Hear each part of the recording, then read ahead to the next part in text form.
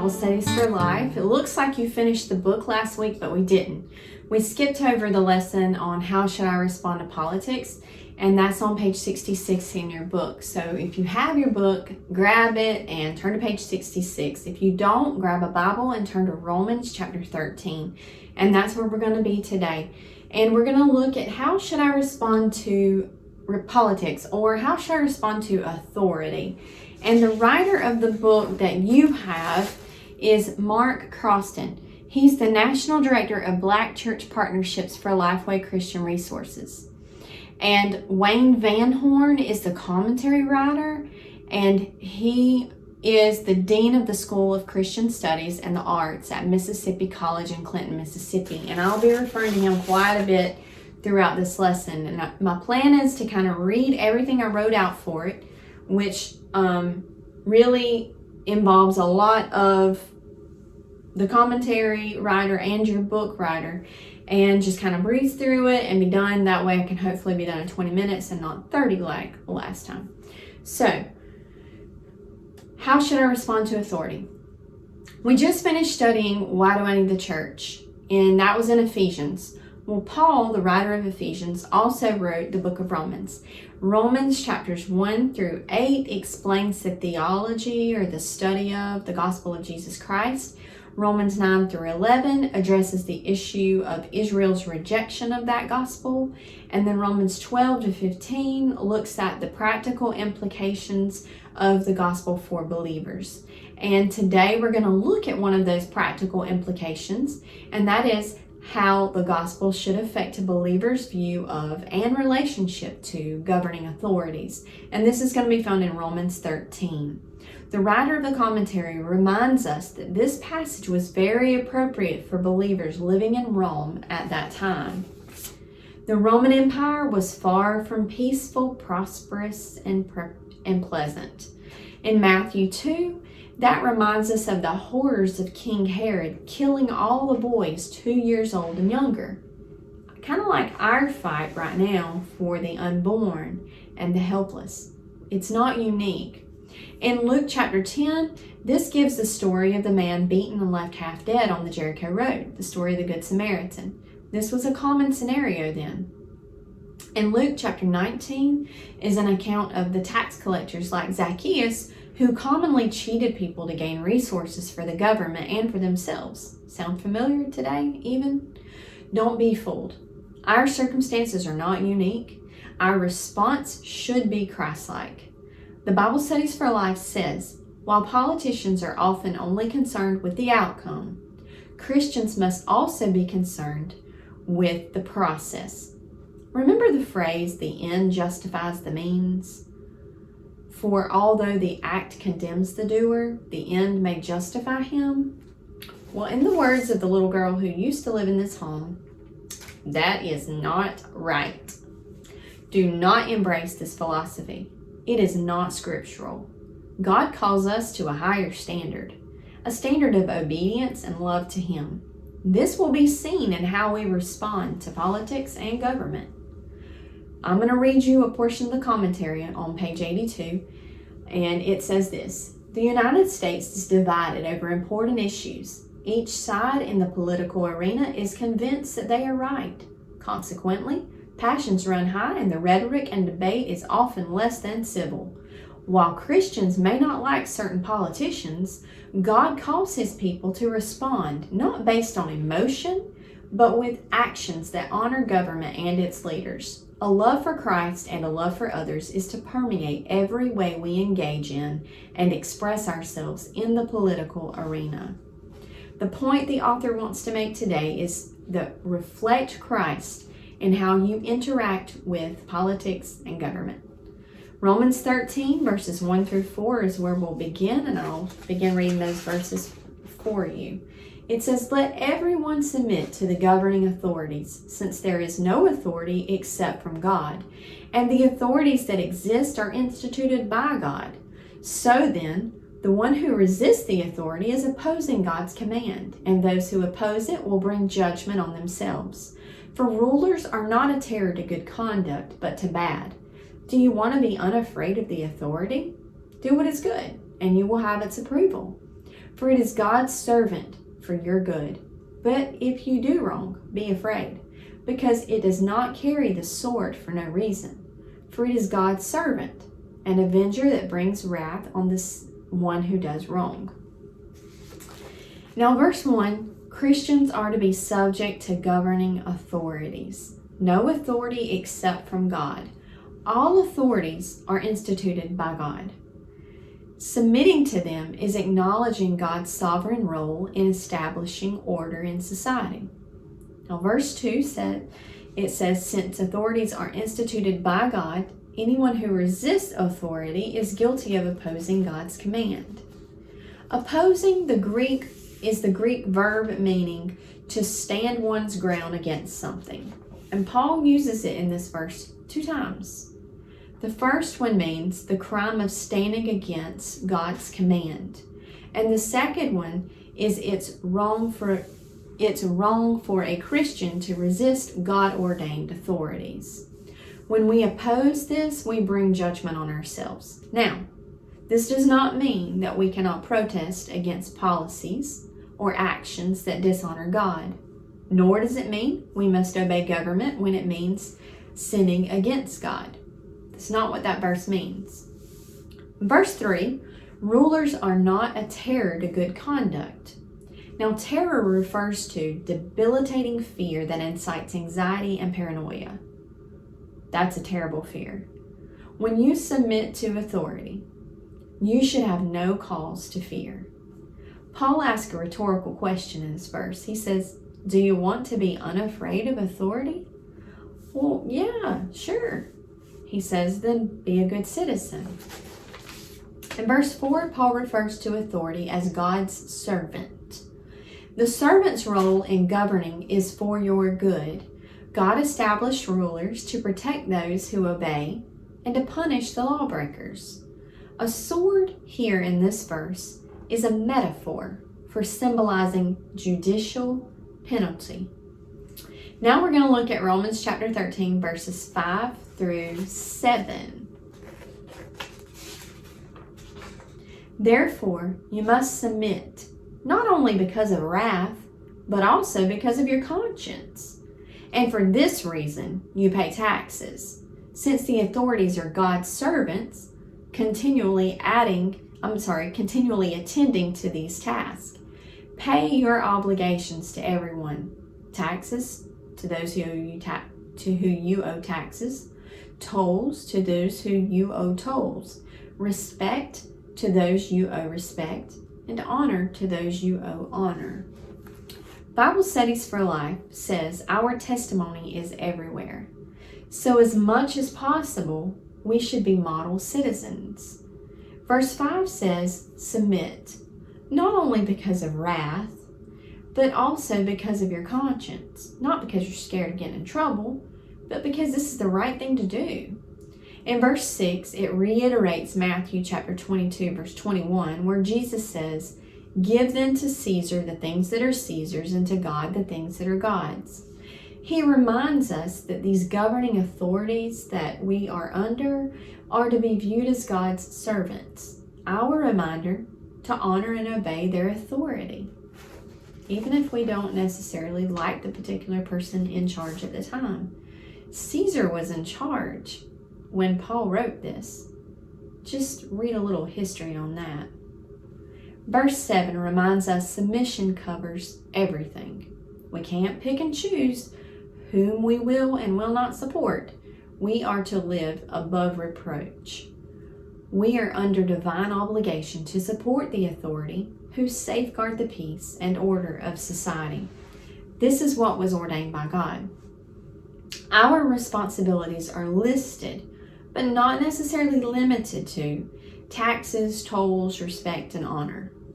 Now, the latter two, respect and honor, are about our attitude, our inner feelings, and the outer resources are the taxes and the tolls, the things we tangibly do, pay our taxes and pay our tolls. When we show the respect and honor, we reveal our reverence toward God, how we pay our taxes and our tolls, and our attitude and the way we reflect that reveals our reverence to God.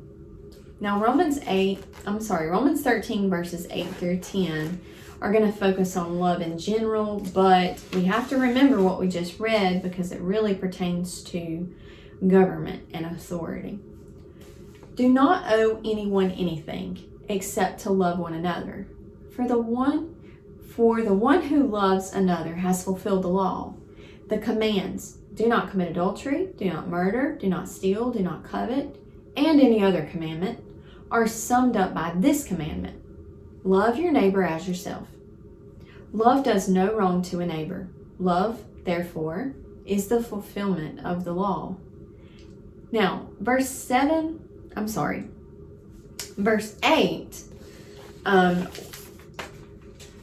my favorite interpretation of that particular verse I pulled from the Message, and I'm just going to read you the Message Bible for verse 8. It says, don't run up debts, except for the huge debt of love you owe each other. When you love others, you complete what the law has been after all along. That was just so good to me. These verses that we just read, verses 8 through 10, includes the preceding context that we just read about government, authority, politics, politicians, policies, things like that. Our love for Jesus and others is to permeate every way we engage and express ourselves in the political arena and in every other arena, but specifically in this authority issue, since that's what we're dealing with today. Our witness is either strengthened or hindered by our actions. We are to display common courtesy and disagree civilly. Now in verse 9, Paul cites 4 of the 10 commandments. These 4 commands protect people from potential unrighteous conduct to their neighbors, which are: do not commit adultery, do not murder, do not steal, do not covet. And then he tags on, and any other commandment, because he doesn't want to single out and make any certain commandment as being more important than the other one. All commands are summed up at the end of this verse. Love your neighbor as yourself. Love other people as much as you do yourself. Now, love, when it talks about that, this is understood as the positive sense of self-care. When you're hungry, you feed yourself. When you're thirsty, you get a drink. When you're sick or tired, you rest.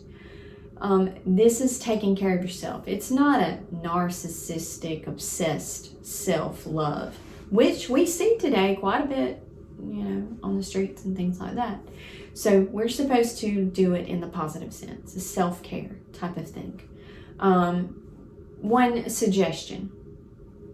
We're just talking about the Good Samaritan, beaten, left half dead. If you feel comfortable doing this when you see people walking down the road and you feel like you have the ability to give them a ride, you give them a ride. If maybe you keep blankets in your car that you've picked up for $5 on the sale rack at Walmart, keep them in your car. You see somebody cold, you give them a blanket. Ziploc bags with granola bars and beef jerky and candy, things like this. We try to keep some of these necessary items in our cars, because when you see people in need, you want to be able to help them and not just you can still can give them money, but you want something tangible too, because it means more when you actually tangibly give them something. So this is a self-care kind of thing. How do you stand out in society? How do you love other people? You help them. If they have a need, you don't even think twice about it. You just stop and take care of that need, and you do things for them. Well, this love for others will spill out into your love and into your politics or policies or authority, obeying authority. This will spill out into that. You won't agree with everything, but you'll learn to get along in society and just obey the rules. Like I said in the first verses, this doesn't necessarily mean you don't oppose things that aren't right. Okay, look at the book of Daniel. Now, Daniel submitted to the authority that he was under at that present time. He was actually in bondage. He was like a prisoner with them. He submitted to that. But he did it in a gracious way. He still prayed to God. He could have lost his life over that. But he kindly and graciously said, can I just not eat what you're eating? Can I do this? And because of the way he presented himself, they agreed. And God blessed him by him being stronger and, all the stuff. Just go read Daniel. There are many examples like that in the Bible of how we can very kindly and very graciously submit to authority unless it goes against an actual thing that's wrong. And then we can stand up against it. Now, love is the fulfillment of the law. And in this context that we're reading about today, in verse 10, he says, don't do wrong to your neighbor. And in this context, he's talking about the ruling authorities which are ordained to keep the peace. Don't do wrong to them. The commentary, I want to read you part of the commentary here. It says, when we act with genuine love toward others, other people in general on the street, and also the governing authorities, such love becomes a way of life. Instead of seeking to gossip, bully, or harm others, we are compelled by Christ's love to encourage and build them up. You can do that by praying for them. The commentary goes on to say, in the realm of politics, Christians should place a higher value on being a good example of the change Jesus works in our lives. We should stay out of debasing chatter into which politics often degenerates.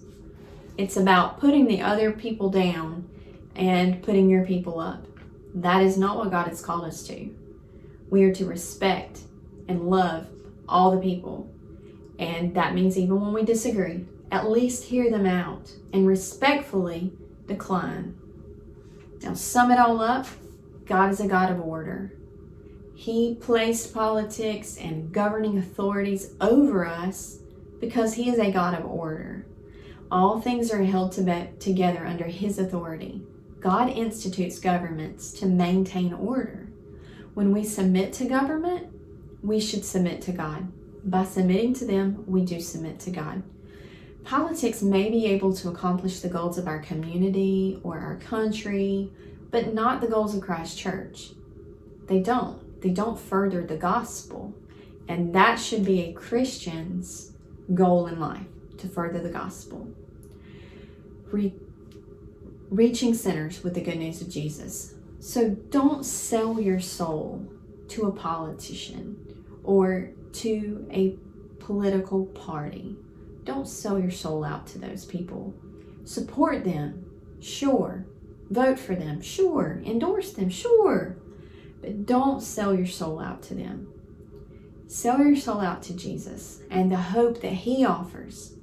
And we can demonstrate that hope that we have in him, knowing that he will reign forever in the new heaven and the new earth by loving him and serving him and loving others and treating people with kindness and genuine respect and common courtesy.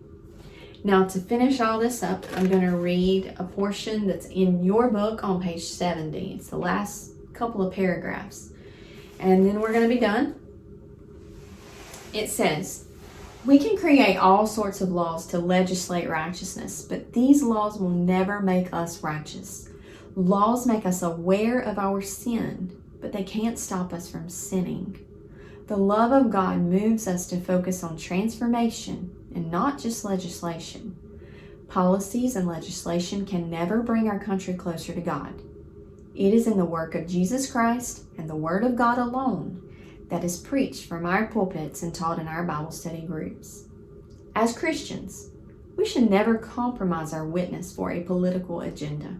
It is right to support politicians and issues when we believe they support God's plan, but at the same time, we must be willing to call out these politicians when they are wrong. We can never just serve a political party or ideology. We must always serve God first. There is always a third way. There is always God's way. There's always a way out. And I do challenge you to be very respectful and very courteous, because you have a whole world watching you and a whole world watching me, and how I respond to these issues that we're facing today and being two-faced about it or double-sided about it. People are watching. And please just represent Jesus in what you say and in what you do and in what your fingers are doing also. Go by the church and pick up a new book if you have access to it, and we'll be beginning our new study next week. Thanks. Hope to see you then.